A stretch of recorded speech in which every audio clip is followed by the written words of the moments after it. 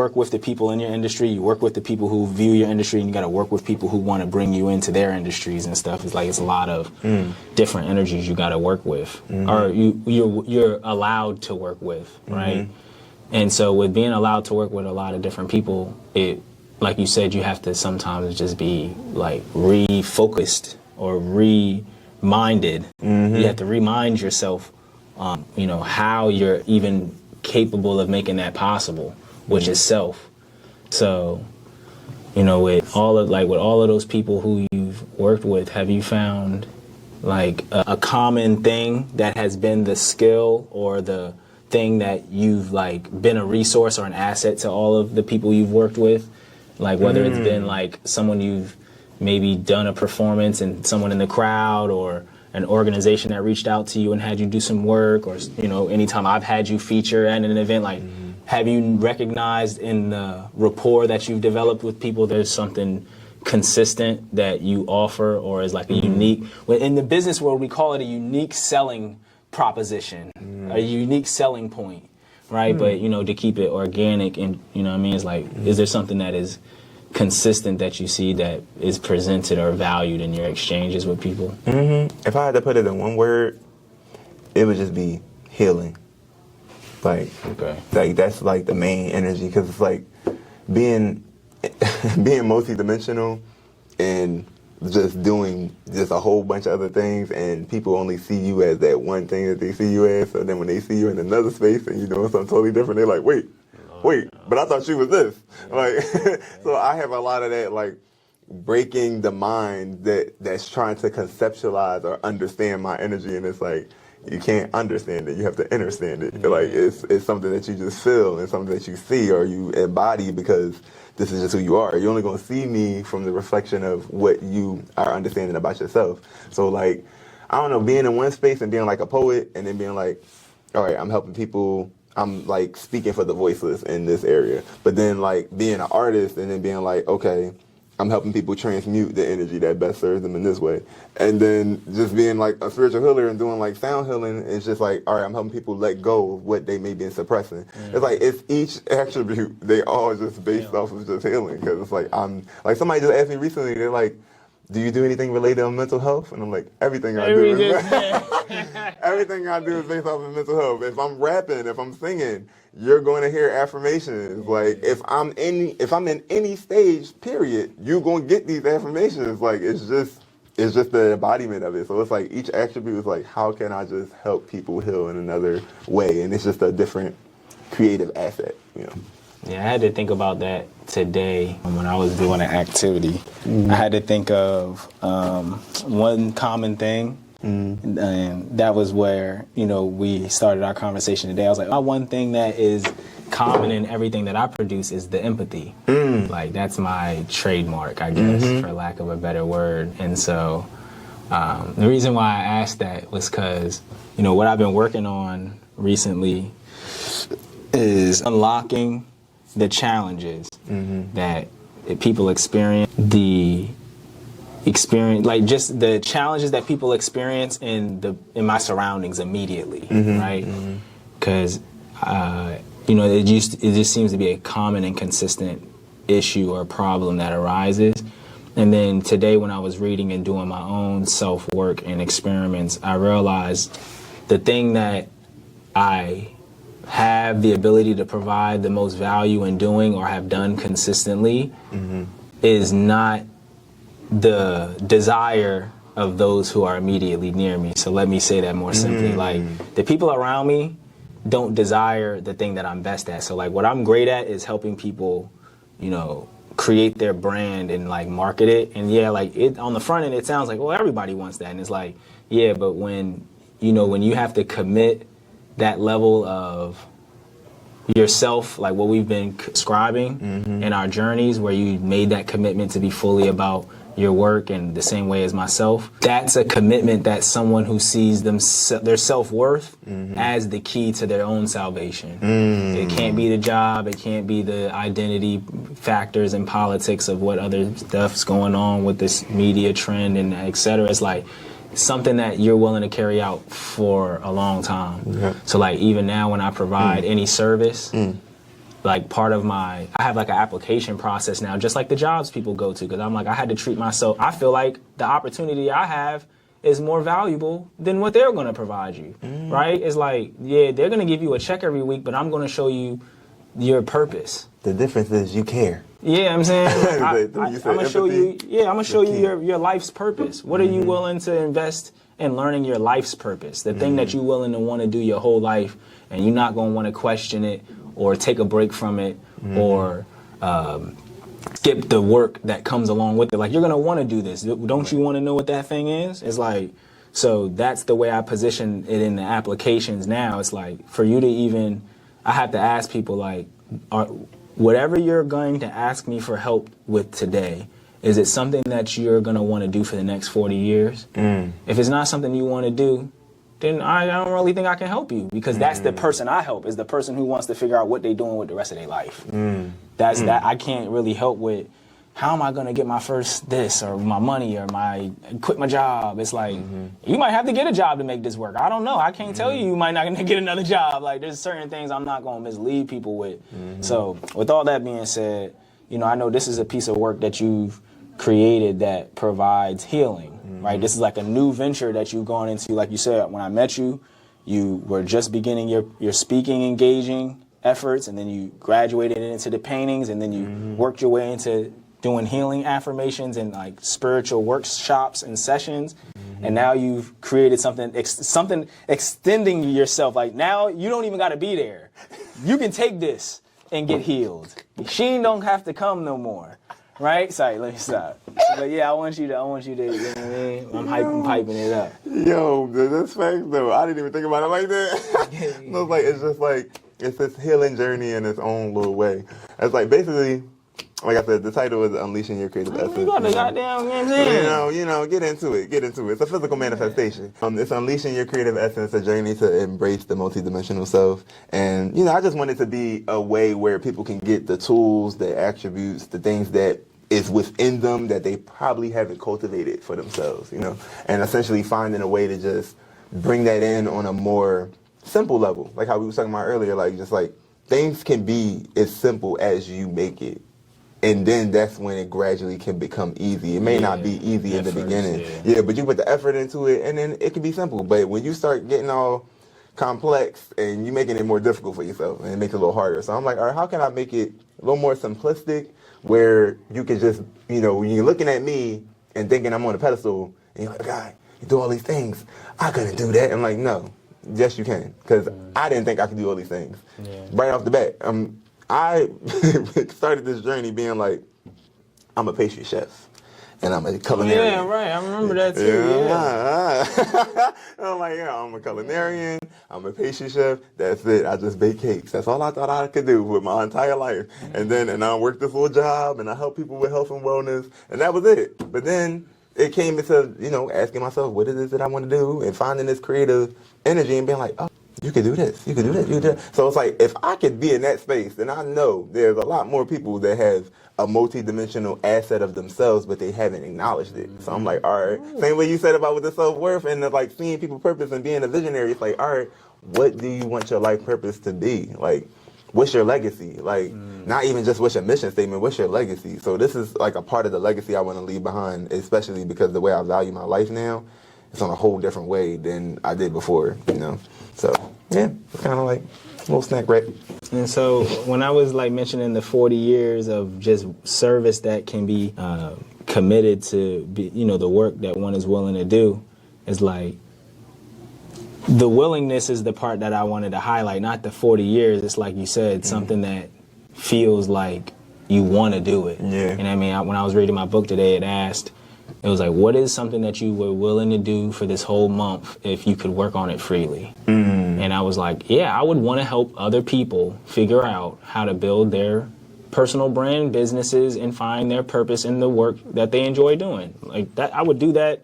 If I had all day and all week to do that, I would book sessions and talk to people all day long and just do that. Exactly. If they showed a genuine interest in wanting to figure that out, I would do that. So that's important. And would you mind?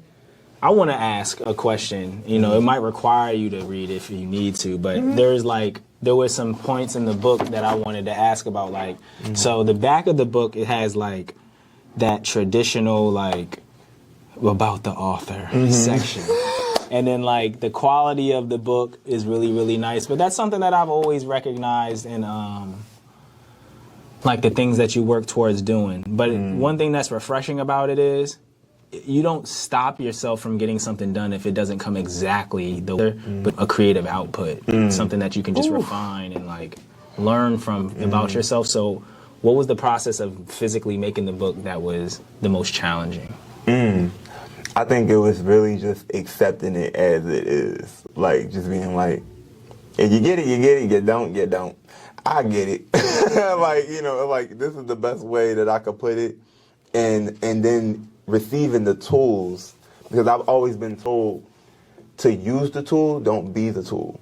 So I wanted to use the tools that we all have access to and then be able to acknowledge it where I'm like, all right, this can be way easier than what it is. Same thing we talk about with the simplistic. I'm like, this could be very simple, but because I might listen to other people and it might make it more complex. So I'm like, all right, let me just focus on my own energy and then put it into the way that I know what best fits. Like when I read a book, what do I want to connect to the reader? Like I want to make sure that this could be able to connect in a way where you step into a space that best serves you. So I think I really just had to get out of my head. That was like the main thing. Like you need to get something out in a physical manifestation that can help support others just as much as it's supporting me. Because I want this book to be supporting me too. Like I want to be able to read this genre and be like, oh, I didn't know you put that in there. You know, like, and just really embrace that creative influence that I could be to even myself. So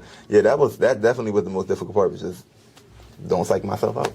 Yeah, and I had a few other questions as well, but I'm gonna shorten it down to one because I want to talk about what we were saying about just the emotions of being a creative, and we only have so much time left. So the only other the last question I want to ask about this book, and it might be a little long-winded, just forgive me. Oh, let me give a sip of my euphoria water. Go for that. So, like, I feel like I'm reading this book called Key Person of Influence, and I've been learning a lot about creating a brand, creating a legacy, you know, and you said something, you know, using the tool, not being the tool. And I heard this statement about being an entrepreneur the other day where it said, when you're an entrepreneur, you shouldn't be trying to do the work. You should be trying to find a creative way to get the work done, right? So it's like, when I was trying to figure out how to show people how I could help them, I was like, how cheap can I make my camera services? Or how can I make this rental as cheap as possible? Or how can I pack this book with more pages? And then I realized that the reason why people want to use a space or create a video or read a book is because they have an outcome that they want to get to, like a dream destination, right? And so what I would like to ask you is, with this book or with what you do with your work, what is like the transformation or the outcome that you're able to help people come to? Like, is there a specific thing what was one of the most important things that you think could help people transform into the destination that this book or any of the services, products, tools, and experiences you create, like, what can they pull from that will get them there? Let me say. Yeah, as I say, if there's something in particular, like, the fact that you just said that, because it's essentially and to you, lines. right? Not like to you specifically, like you said, if you were to have opened it and utilized it, because I like the way you framed it. It is page 6. So essentially, connecting with your authentic self. So discovering your true passion and talents. In order to unleash your creative essence and embrace your multidimensional self, it is essential to discover your true passions and talents. These are the unique gifts that reside within you, waiting to be recognized and nurtured. By tapping into your passions and talents, you can unlock the wellspring of creativity and embark on a transformative journey of self-discovery. So one of the parts that's in here is reflecting on your childhood dreams and interests. So another powerful way to discover your true passions and talents is to reflect on your childhood dreams and interests. Think back to the activities that brought you joy and excitement as a child. What were your favorite hobbies? What did you dream of becoming when you grew up? Often, our childhood interests hold clues to our true passions and talents. By reconnecting with these early passions, you can tap into the wellspring of creativity and rediscover your authentic self. So I really feel as though that essentially there's an adulting that tries to neglect the inner child. And we is not that much of an adult to the point where you, as your own being, is now going to neglect the inner child that deserves to be seen, nurtured, and loved. And most of the time, the things that you lack as a child is usually what you become. Yeah, you just start doing it as an adult. Yeah. Exactly. So I noticed in my past experience, I don't feel like I received a lot of nurturing energy from my biological father. So therefore, I became the nurturer. Yeah. And it's like, I know that once I look back in my inner child and be like, okay, those things that I feel like he lacked, I'm going to give it to you. Yeah. I'm going to provide them things for you. I'm going to make sure that you are loved, seen, respected, appreciated, and in return, that is what I'm going to receive more of in my adulting. So I feel like to be able to be on a journey to embrace the multidimensional self, you do have to love your past self. You do have to forgive yourself and forgive those other people, which could be parents, people who have hurt you, you know, just those relationships that may have, you know, deteriorate, you know, your sense of self-worth or value, and lean more into loving on a different part of yourself that you probably didn't even see. So this kind of just helped me like really embrace that, because I didn't know all the things that I feel like I was lacking, that ultimately I was giving myself those things on the journey of finding out who I am. Like, I'm asking myself, who am I? I'm talking to spirit, like, which is essentially you talking to yourself. You crazy if you're not talking to yourself. Yeah. And once I started having those conversations, I'm like, you don't really know who you are for real, because you are starting to find these other attributes that in a past life you was like, I would never, like talking in front of people, never. Performing, never. I was just like, it was just like, I would never, like singing, rapping, doing poetry, all that on the stage. All of these things mostly consist of a stage of some sort. Never. I was just like, so now I'm like, how did you go from being like, never, ever, ever, you would never do this, to being like, you just do it with ease, and now people looking at you like, oh my God, like, I want to do that. And I'm like, well, you can. Like it's easy. And you would have told that to your old self, you'd have been, that nigga looked at you like, you alive. You alive. So I'm like, now that I know I'm not lying to myself any longer, I'm like, all right, I know for a fact that anyone I cross paths with, when they see me, most of the times they be like, oh God, you're so bright. And I'm like, wow, like, I really appreciate that you see that. You're just as bright. Like, you can be just as bright. Like, this is just your energy. The only reason why I'm perceived to be just as bright is because I'm not worrying about nobody else's perceptions.